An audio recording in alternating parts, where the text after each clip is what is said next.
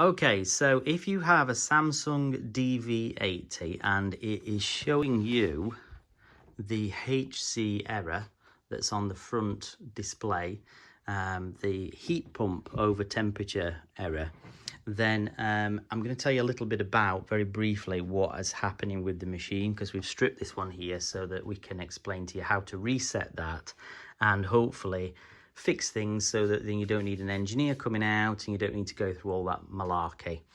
Now, just a bit of background on it. We had this machine with an HC error, and the engineer came out and said there's nothing we can do. We're going to have to replace this entire bottom section here of the machine.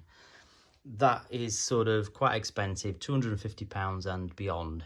So you don't need to do any of that because that's not our fault.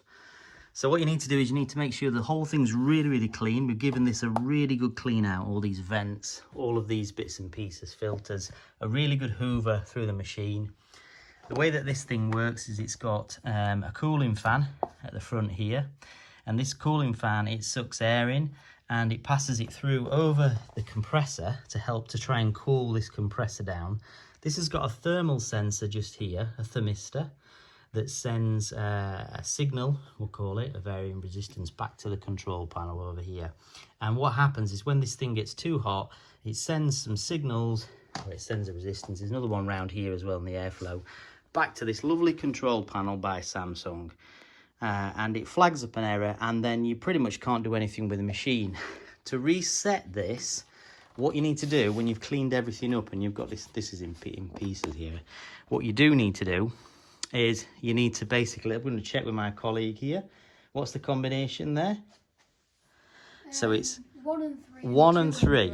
Right, so if you're in the UK, you press 1 and 3, so wrinkle, prevent and time, and then you press it on. Now we haven't got the power on this at the moment for safety reasons, then you press it on like that and it will come up with a symbol that says DC, I believe, on the screen.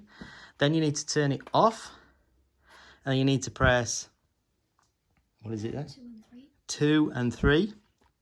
Switch it on.